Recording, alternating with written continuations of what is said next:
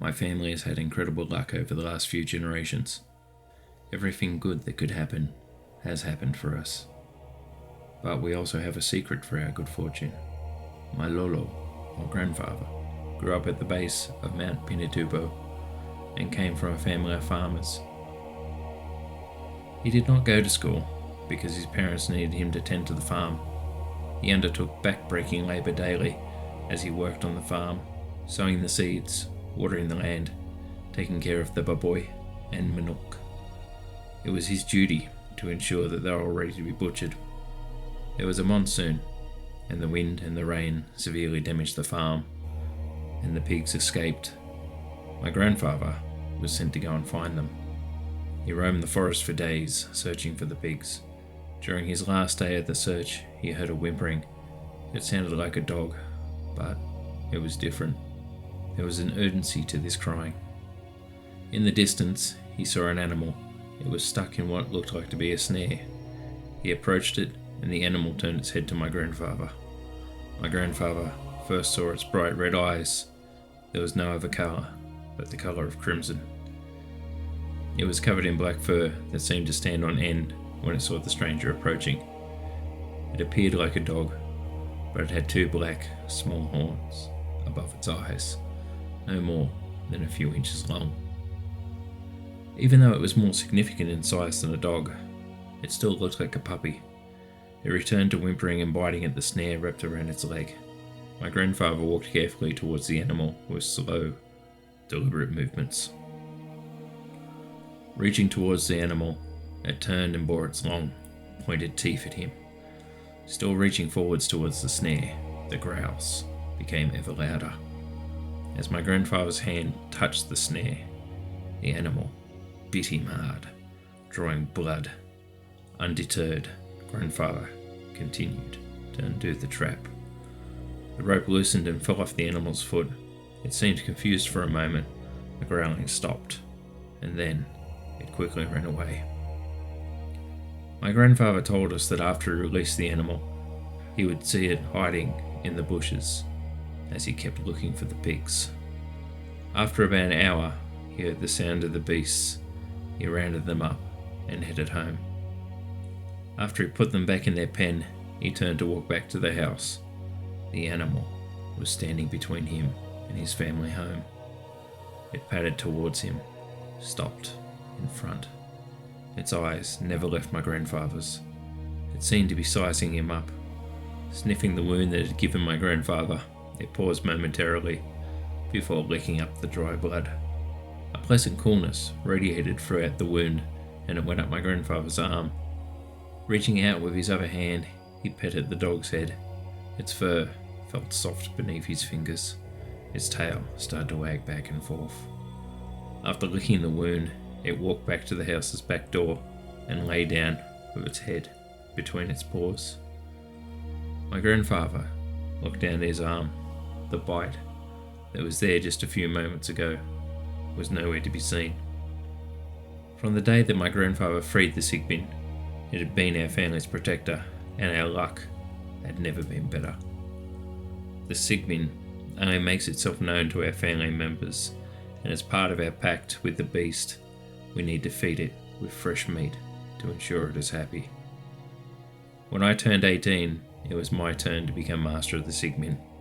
My father made me a promise that I would take care of it, and good fortune would be ensured. I've been looking after the Sigbin for 10 years now. I feed it fresh meat every other day, but it's getting harder to find its favourite treats. Since I'm a teacher at an all-girls school, finding a suitable treat for my beloved pet is normally pretty easy. There is a beautiful girl in one of our classes I teach.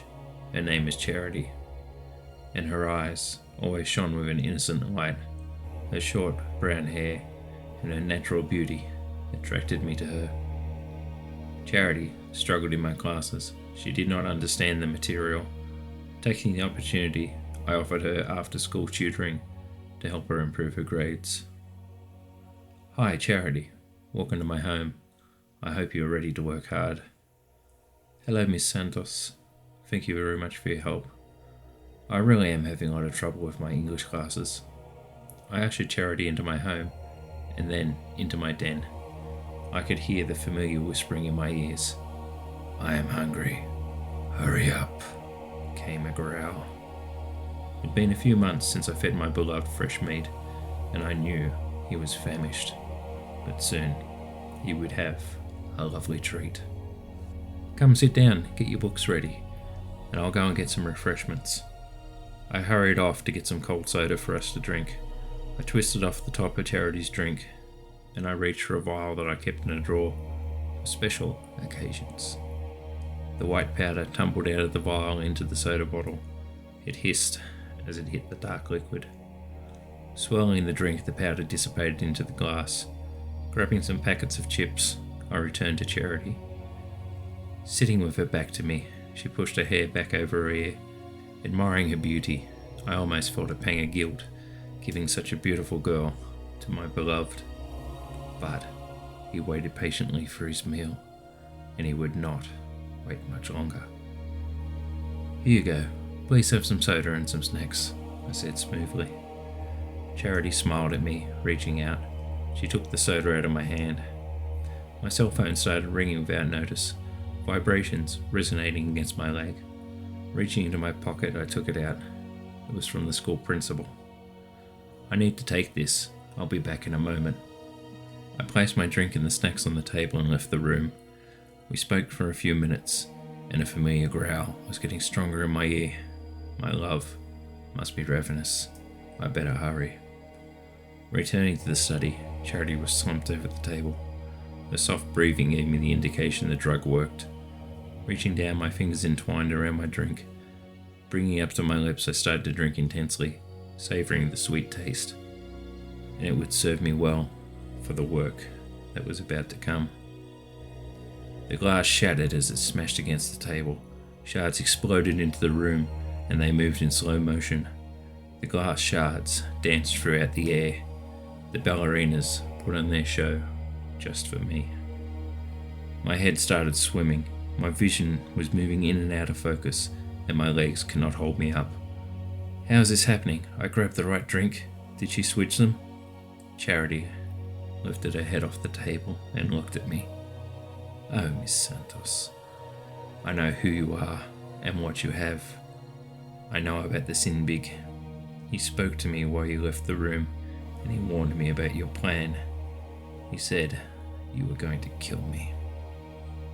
He is tired of you starving him, and I promised I would give him a nice meal."